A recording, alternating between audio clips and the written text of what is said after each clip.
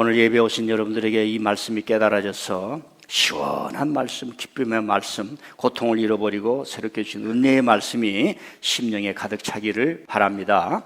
제가 방금 전에 BTS 이야기를 했습니다. 우리가 뉴스를 통해서 알듯이 공연하기 전에 대통령궁 앞에 5만 명의 젊은이들이 모였다 하는 이야기를 들었습니다. 어찌 보면 미친 현상이고 이 시대의 문화적 팬덤이 있고, 그 다음에 이 전 세계 10대들이 누구를 지향하는가? 어느 문학가가 그랬습니다. 늘 이 사회를 구조적으로 새롭게 만들고자 하는 문학을 썼던 그 문학평론가가 BTS의 가사를 보면은 젊은이들에게 희망과 꿈을 주는 가사가 너무 많다는 거예요. 우리는 배워야 한다. 내 나이 70이 넘었지만 문학가로서 이제는 내가 살아왔던 그 펜을 좀 내려놓고 유미적이고 신미적이고 아름다움을 추구하는 그런 문학을 써야겠다, 이런 얘기를 했습니다. 우리는 그들이 세속적인 가수요, 자본의 논리에 따라 이익을 버는 그런 것이라고 생각했지만 그 한편 속에 들어가 보니까 그 노래 가사 속에 10대들에게 같이 공감을 일으키는 것, 마음을 서로 하는 것. 그런데 그 아이들에게는 그 게이트에 모여서 아직 공연이 시작되기 전에 그들과 함께 공유하는 그 현장성에 있으므로 같이 공유가 되는 거예요. 저는 그곳을 가보지 못했습니다. 그 티켓을 얻기 위해서 얼마나 어려우며, 그 공연장에 갔을 때도 저 앞에서 보이지 않는 사람들을 보았을 때 그들 10대의 심령에 무슨 현상이 일어날 것인가. 같은 시간, 같은 공간, 같은 노래로 공유했다므로 말미암아 그들에겐 중요한 그 경험이 일어나고 있다는 겁니다. 자기의 10대를 이끌어주면서 우리가 젊었을 때 송창식의 왜 불러를 부르고 조용필 씨의 돌아와요 부산항을 부르면서 살았던 그 10대의 흔적들이 있었던 것처럼 이 시대에도, 그런 의미에서 제가 여러분들에게 하고자 하는 얘기는, 여러분 매 주일마다 하나님의 말씀을 들을 수 있는 자세와 준비가 되었냐 이 말이에요. 이제 제가 이 나이 되고 보니까 그걸 가르치고 싶어요. 여러분 빈손 들고 오면 아무것도 없습니다. 하나님이 벼락 같은 금덩어리를 준다 해도 여러분 마음속에 준비되어 있지 않아요. 그래서 저는 늘 우리 교우들에게 인생을 성공하는, 남들보다 성공하는 것이 아니라 내 인생이 성공하기 위해서는 태도가 중요하다고 했습니다. 하나님은 전심을 원합니다. 사랑해 봅니까? 결혼하기 전에 옛 애인을 만나러 간 사람은 사랑을 할 자격이 없는 거예요. 그 사람을 가슴을 후벼 파는 거, 그걸 거짓이라고 말하는 겁니다. 하나님은 저와 여러분에게 100%의 준비된 사람이 되기를 바랍니다. 그럴 때 말씀이 들려지는 거예요. 아, 우리 교회 예배는 그래야겠다. 그래서 성경을 읽고, 설교도 중요하지만 하나님의 말씀을 들어가는 그 자세, 예배당에 올 때에, 예배를 드릴 때에 내가 어떤 마음과 자세로 와야 되는가. 여러분 초등학생들도요 머리가 튈 수 있습니다. 여러분 아시길 바랍니다. 초등학생이 IQ 130이 됐다고 해서 지식을 아는 거예요. 그가 지식을 알기에는 많은 시간이 필요합니다. 여러분 어제 저녁에 하나님을 만나고 성령님과 악수를 하고 가슴이 뜨거워서 잠자리가 뜨거운 땀방울로 가득 차다 할지라도 믿음이 들고 베드로처럼 내가 주님을 위해서, 주님의 사명을 위해서 내 모든 것을 다 바쳐도 아낌이 없습니다. 바울사도 그런 고백이 있을 때까지는 훈련과 시간과 교육이 필요한 거예요. IQ 150 초등학생도 여러분 지금 테크놀로지에 사용할 수 없는 거예요. 그 이 세대를 이해하고, 그리고 이 세대가 어떻게 살아가는가 철학적 윤리를 알고, 인간이 머리가 똑똑해서 사는 것이 아니라 자식이 부모가 필요하듯이 우리는 하나님이 필요하다니, 이 영성을 알기까지는 많은 수고와 인내가 필요하니, 여러분 매 예배 때 올 때마다 주님 나를 연단해 주시옵소서, 나를 조각하여 주옵소서, 내 인생에 가득 찬란한 인생이 나의 인생에, 앞으로 남은 인생에 펼쳐질 수 있도록 도와주옵소서. 이게 희망이요 비전인 줄 믿습니다. 그래서 저는 여러분들이 아까운 거예요. 한 사람 한 사람이 아까운 거예요. 근데 많은 사람이 자기 처지는, 나는 어리니까, 나는 젊은 사람이니까, 교회는 목사님이 할 거야, 교회는 장로님들이 할 거야, 이런 걸로 해서 자기를 제한하는 겁니다. 그러나 우리는 단독적으로 하나님 앞에 섭니다. 80이 되면 흰머리 날리는 모세도 하나님이 부르신 거고, 어머니 뱃속에 있는 사무엘도 한나를 통해서 부르신 거예요. 그런 의미는 저와 여러분 한 사람 한 사람을 하나님이 부르시고 바르게 세우시고 하나님 앞에 헌신된 일꾼으로 세워주신 줄 믿습니다. 1%의 헌신은 100%의 기적을 가져온다는, 1%는 100%예요. 헌신에는 거짓이 없습니다. 흠이 없습니다. 실천하는 거예요. 예배에 오는 거예요. 그것이 저와 여러분의 기적을 만들어내는 줄 믿습니다. 자, 설교를 시작하기 전에 제가 많은 교회를 방문하고 있습니다. 하남의 어떤 교회를 방문했습니다. 그 사진 한번, 세 사람 찍은 사진 한번 올려주세요. 저분은 얼굴이 많이 익었어요. 대화를 해보니까 장로님이셨는데 우리 하매노예 부노회장도 하셨고 여러 번 만났는데, 그 교회를 제가 처음 갔기 때문에 여기서 만나는 모든 사람은 처음 만난 사람일 거야 하고 가기 때문에 장로님을 제가 알아보지를 못했습니다. 그러다가 얘기를 하다 장로님 제가 많이 봤는데요. 그러다 보니까 하매노예 장로님이셨고 은퇴하셨고. 제가 왜 이 사진을 올렸느냐, 5월 5일 어린이날이었습니다. 공휴일이었습니다. 저분들은 의정부에 사셨습니다. 두 네 분이 권사님이었어서 교회 전체를 청소했습니다. 일주일 만에 의정부에서 70이 넘으시고 80에 가까웠는데도 늘 와서 한다는 거예요. 제가 저 교회를 찾아간 이유가 있었습니다. 강남에 일원동이가 있는데 가서 보니까 교회가 없는 거예요. 노회 주소록에는 교회가 나와 있는데 어디가 있습니까? 물어서 찾아보니 담임 목사님과 통화돼서 저쪽으로 이사를 갔다는 거예요.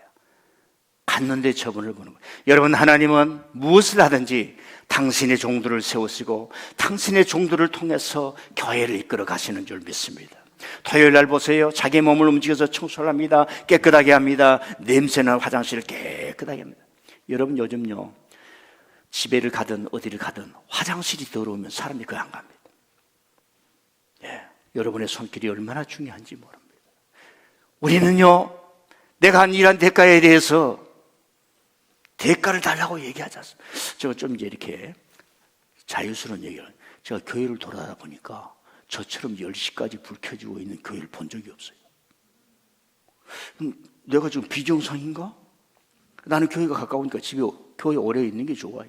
가봐야 뭐 애기들도 없고 놀아줄 사람도 없고, 집에 한 사람이 있는데 떨어지면 더 좋다는 거야. 우리 나이가 지금 떨어져 있으면 편하다 이거야. 은퇴 증후군이 뭔지 아십니까? 60세, 55세, 대한민국이 지금 공식적으로 55세가 은퇴나요. 빨리 은퇴를 하는 거예요. 그래서 가난해지는 거예요. 좀 넓어서 자영업하는 사람들은 60대도 일을 하게 되는데, 은퇴를 하고 집에 올라가니까 아내들이 우울증이 걸리기 시작하는 거예요. 갑자기 외국인이 온 것 같아 있다는 거예요. 그리고 외진이 쳐들어온 것 같아요. 그걸 어떻게 할 거냐, 이게 상담입니다. 지금 실제로. 그래서 저는 10시에 들어가는 거예요. 그래서 돌아다 보니까 일중도. 세상에, 어제도 토요일이어서 교회를 좀 6시에 나 집에 일 다 끝나고 집에 와서 밥 먹고 있습니다. 그렇게 전화를 받은 목사님이 있더라고요. 좌우전 이런 일이 있었습니다. 자, 저는 저를 장로를 보고 행복했어요. 하나님이 세우신 장로의 직이 얼마나 귀한 것인가. 그래서 저 목사님은 저 장로님을 보고 제가 큰 깨달음을 가졌어요. 한국 교회 상황이 너무 많이 바꿔져 있어요. 우리 교회에는 장로님은 은퇴 없다. 은퇴 사역 장로다. 은퇴 사역 장로. 은퇴는 이제 공식적인 용어고, 70이 넘으신 분들은 김주선 장로는 은퇴가 아니에요. 이제 은퇴 사역 장로. 일주일에 한 번씩 나와서 주의 교회를 돌보고 전도하고 뭔가를 살피는 장로와 목사는 끝이 없는 거예요. 일할수록 건강하고 일할수록 바쁘고, 하나님의 아버지께서 일하시니 나도 일하신다 이 말. 예수님이 너무 힘드니까 아버지께서 일하시니 내가 일한다. 여러분요, 집에서 아버지가 열심히 일하는데 자식이 도박하고 다니고 늦잠 자고 컴퓨터나 했었고 그러면요, 호로 자식이라고 그랬어요. 어렸을 때. 지금은 그런 사람이 있는지 모르겠어요. 아버지가 일하는데 자식이 가만히 있을 수, 아버지 뭘 것들일까요? 할렐루야. 목사님이 일하시는데 성도들이 가만히 있을 수 있습니다. 우리 교회는 그렇게 갑니다. 할렐루야. 두 번째 사진을 한번 올려주세요. 태계원에 있는 어느 교회를 갔습니다. 그런데 밑에 있는 예배당을 벗으겠습니까? 20명도 안 돼요. 그래서 목사님하고 얘기를 하는데 많은 깨달음을 얻었어요. 이 목사님이 이럽니다. 목사님, 제가 너무나 어려운 곳에 있었는데요, 예배당을 옮기려고 보니까 돈도 들고 여러 가지 어려웠습니다.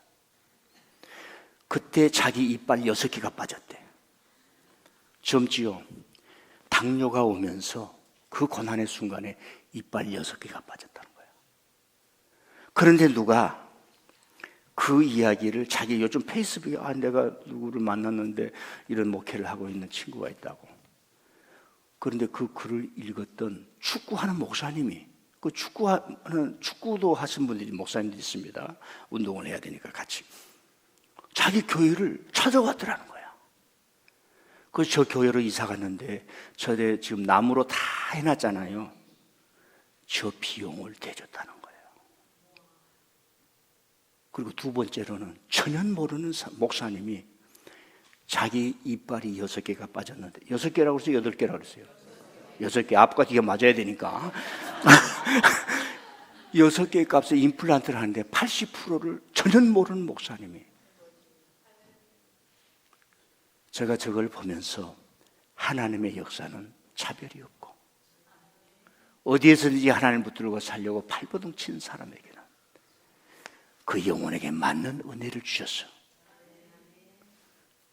더 큰 기도를 하게 하시고, 더 큰 시련을 받게 하시고, 더 큰 환난을 받게 하시며, 더 넓은 광야를 걷게 하시사 위대하신 하나님을 체험하게 하시는 분이구나. 제가 이런 교회를 방문하면서 여러 가지를 느낍니다. 자, 오늘 예수님께서 16장을 얘기합니다. 예수님이 떠나가고 나면 남을 자들이 두려워하는 거예요. 불안해하는 거예요. 제가 오늘 만일에 제가 다음 주로 교회를 사임하겠습니다. 그럼 여러분 불안하잖아요. 그런데 하나님이 말씀하실 때는 그런 걸 얘기를 해야지요. 그러나 이제 현실이라고 하는 것은 과정이 있지요. 당뇨에서 이런 현상이 있으니까 하나님께서 이렇게 원하신 것 같습니다. 얘기를 하고 이해를 한 이후에 성도들한테 또 이해를 하면 그걸 다 받아들이겠습니까? 불안해하는 거예요. 여러분요, 수지에 큰 교회가 있었습니다. 큰 교회가 있었어요. 그 큰 교회를 누군가는 맡아야 돼. 그 짐이 얼마나 어렵겠습니까? 저는 사정 하나도 모릅니다. 그 결과만 하는 그 목사님이 사임을 하고 아프리카 선교로 가셨어요. 어떤 일이든지 하나님의 뜻이 있는 거예요. 그걸 가지고 공유를 해야 되는 거예요. 어떨 때는 이해를 못해도 감당해야 되고, 어떨 때는 알기 때문에 주의 뜻이 이루어지기도 하면서 강담해야 돼요. 제가 어느 여자 목사님 교회를 방문했습니다. 자기 남편 만나서 우리 함께 손잡고 하나님의 교회를 위하자고 했는데, 처음에 교회를 열었는데 온갖 젊은 아이들이, 요즘은 그런 게 없어요. 본드 마시네. 한 30년 전에 그랬습니까? 본드를 어떻게 마시는지 모르겠어요. 나는 마셔보지를 보지를 못해가지고. 본드가 마시는 게 아니라 짜는 거잖아요. 근데 얘들은 마신다는 거예요. 그런 애들, 노숙자들만 온다는 거예요. 좁은데 거기다가 자라 그러고 오라 그러고 성장도 안 되고 그런 목회를 하다가 남편이 암이 걸린 거예요. 병원 생활하는데 많은 성도들이 떠나더라는 거예요. 남편이 세상을 또 떠났어요. 한 10몇 년 전에. 떠나고 나니까 성도들이 많이 떠나고 나니까 그 여성 목사님에는 감당할 짐이 있는 거예요. 이 교회를 이끌어가고 남편이 했던 사역을 계속해야 되는데, 이런 현실 속에서 어떻게 해야 되는가? 기도하고 새롭게 하소서에도 나왔습니다. 우리 노예에 있는 여자 목사님 이야기입니다. 그러면서 그 일을 하나님께 기도를 하고 나아가는 거예요. 제가 그 모습을 보면서 우리는 양적으로 그런 것들만 보는데 하나님은 어디 세워든지 감당하는 자에게는 무거운 어깨 위에 무거운 사명의 짐이 있지만은 하나님은 그 사명의 짐을 짊어지게 하사 내 멍에를 메고 내게 배우라. 여러분 교회 오십니까? 주님이 주신 멍에는 무엇입니까? 주님이 내게 주시는 멍에는 무엇입니까? 그러다가 베드로가 짊어졌던 멍에는 무엇일까요? 바나바가 짊어졌던 멍에는 무엇일까요? 바울 사도가 짊어졌던 멍에는 무엇일까요? 디모데가 짊어졌던 멍에는 무엇일까요? 이것까지 가야 여러분들의 짐이 구체적으로 나오게 됩니다. 자, 오늘 말씀은 말씀하신 이유만 말하고 설교를 마치니 오늘 여러분들은 어버이 주일을 맞아서 얼마나 행복한 사람인지 모릅니다. 주중에 성경 통독. 자, 오늘 16장을 이해하는 그 이야기하는 예수님의 뜻이 있어요. 예수님의 뜻이 있어요. 예수님이 말씀하신 이유가 있습니다. 자, 2절, 3절, 4절을 한번 올려주세요. 2절 올려주세요. 시작. 사람들이 너희를 즐겨할 뿐만 아니라 때가 이르며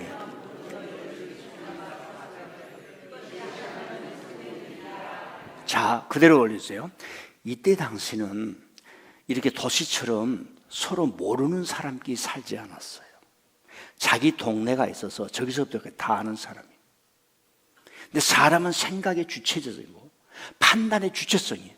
그런데 그때 당시 종교가 한 사회를 딱 듣고, 여러분 통일교 가면은 한학자를 부정할 수 없듯이, 신천지 가면은 뭐예요? 금만인가 뭔가를 부정할 수 없어요. 우리 교회 오면요, 목사를 비판할 수 있어요. 잘못된 일이에요. 이게 기독교입니다. 기독교는 종교는 인민의 앞에 있는 이 비판도 겪어낸 사람입니다. 그런 창을 맞으면서도 진리를 말했던, 그리고 교회가 살고 지금까지 전통을 이어고 예수님의 구원을 전파하는 교회가 되는 거예요. 기독교는 그런 창과 칼을, 비판을 다 받으면서도 수정하고 조절을 하고, 맞아, 우리가 잘못했어, 다시 균형을 맞춰야 돼, 하나님 말씀으로 들어가야 돼, 신학이 바로야 돼, 목사를 바른 신학교가 가르쳐야 돼, 교수들이 있어야 돼. 이 교수들의 월급을 주기 위해서는 교회들이 신학교를 지원하고 키워야 돼. 큰 덩어리로 만들어낸 것입니다. 자, 동네에서 쫓아내는 거예요. 예수를 믿는다. 그게 출교입니다. 출교. 너희들이 내가 떠난 이후에, 내가 지금은 너희들을 보호해주고 있지만 예수님을 믿는다고 너희를 떠나보낼 것이다. 여기서 우리는 묻히는 거예요.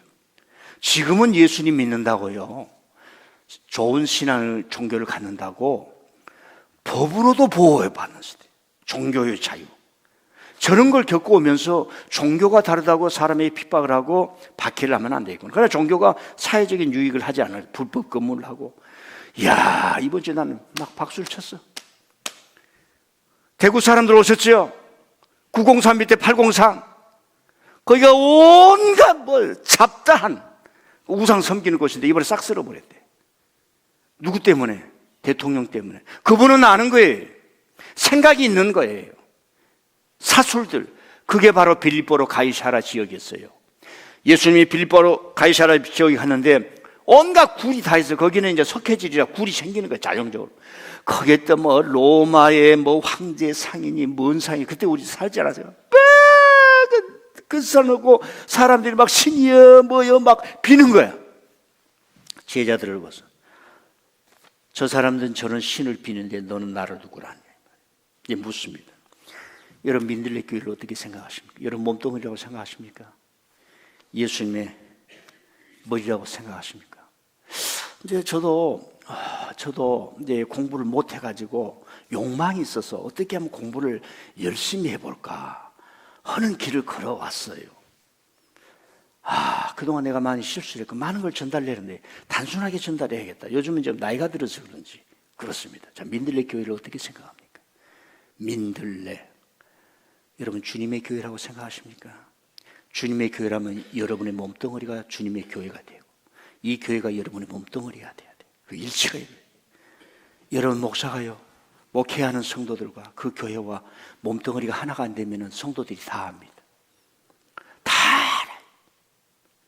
내 사랑하는 자식에게는 내 모든 걸 다 주고 싶은 거예요. 1%의 헌신이 여러분을 살리고, 헌신하는 행동이 여러분을 살리는 줄 믿습니다.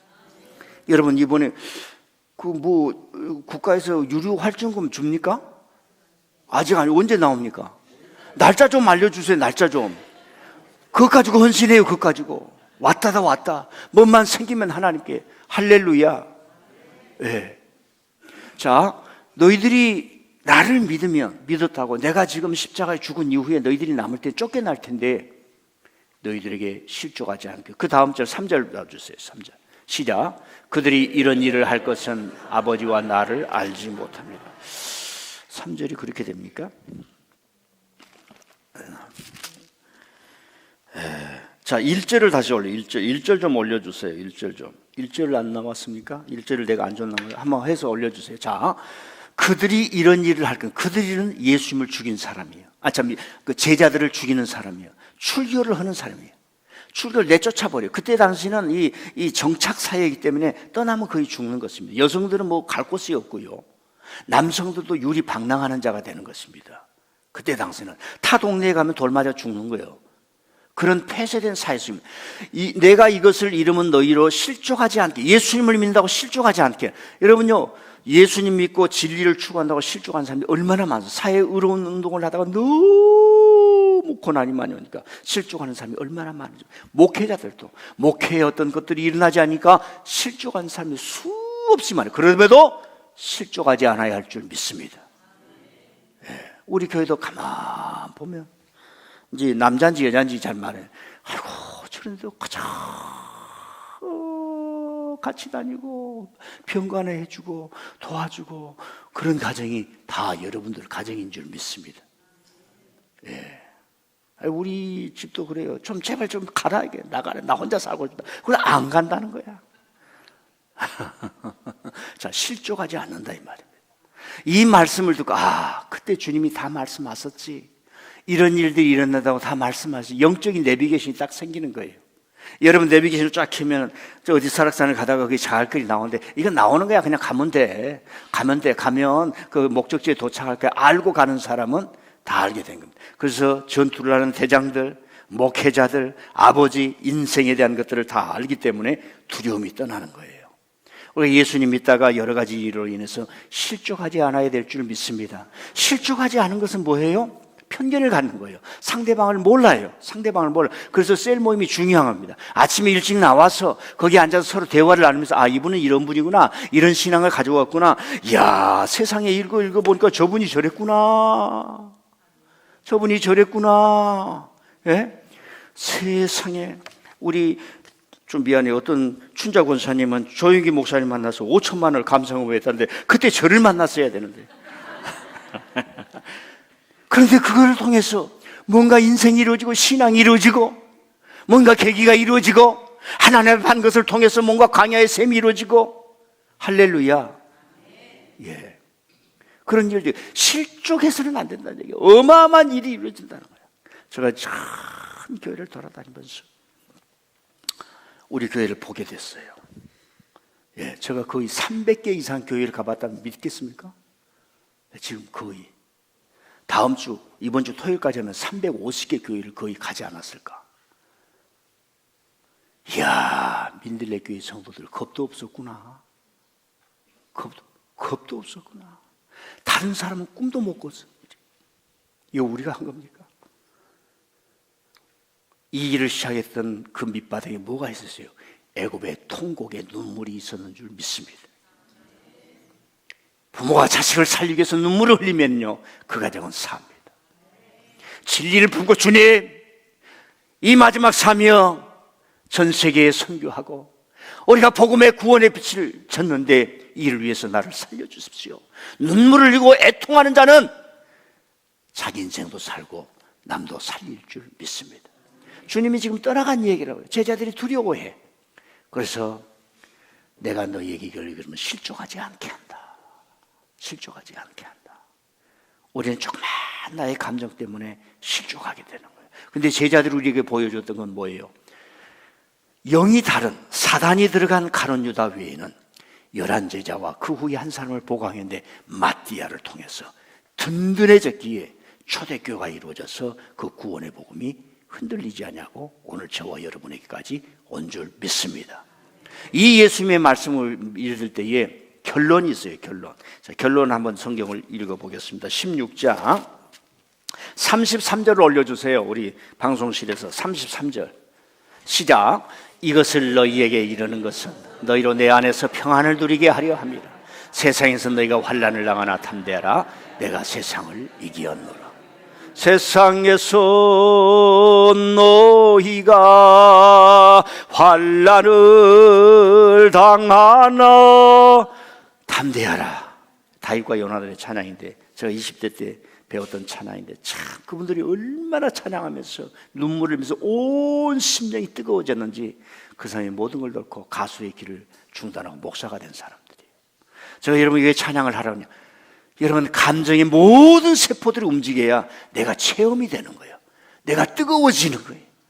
다른 막 감격이 되는 거지요. 자, 하나만 얘기하고 마치겠습니다. 평안을 누리게 하는 평안이 뭡니까? 제가 싫어하는 말 중에 가슴에 다 와닿지 않는 말이지. 꽃길만 걸으세요. 여러분 바람이 없는 온실의 큰 나무는 오래 살 수 없습니다. 여러분 아무리 좋은 땅이라도 비가 내리지 않는 땅은 사막은 생명을 잉태할 수가 없습니다. 이 평안이라고 하는 것은 주님을 바탕으로 하고 주의 말씀 위에 선 것 자체가 평안이에요. 자식이 축복이지만 키우기 위해서 얼마나 많은 에너지를 쏟아야 합니까? 이 아름다운 예배에서 매 주일마다 찬양과 말씀과 기도를 통해서 하나님께 영광의 구원의 예배, 하나님 감사합니다 하는 예배를 드리는데, 이 아름다운 것을 유지하기 위해서는 토요일 나와서 해야죠. 조그만 예배 늦게 빠지면 제가 막 야단치지요. 왜요? 성경에서 모세가 그랬습니다. 성경에서 보면 뭐 예수님도 그렇게 믿음이 적은 자예요. 한번 따라합시다. 믿음이 적은 자야. 여러분에게 한번 따라합시다. 믿음이 적은 자야. 그건 믿음이 적다 판단한 게 아니에요. 판정이 아니란 말입니다. 그건 더 큰 믿음을 가져라. 인카리징. 집사님, 믿음이 그것밖에 안 돼. 그것은 믿음이 적다는 얘기가 아니에요. 큰 믿음을 가지고 있는데 왜 그걸 안 사용하냐 이거예요. 왜 그걸 안 사용하냐. 그 평안을 누리게 하려 합니다. 샬롬. 어떤 어려움에도 나는 평안이 있습니다. 왜? 예수님 안에 있기 때문에. 나는 어떤 환난이 와도 나는 평안합니다. 예수님 안에. 꽃길만 건도 그게 평안이 아니에요. 그런 평안은 무너지기 쉽습니다. 감정적 평안은 우리는 신앙의 평안입니다. 진리의 평안입니다. 구원의 평안입니다. 천국이 보장되는 믿음에 대한 평안인 줄 믿습니다. 기도합니다.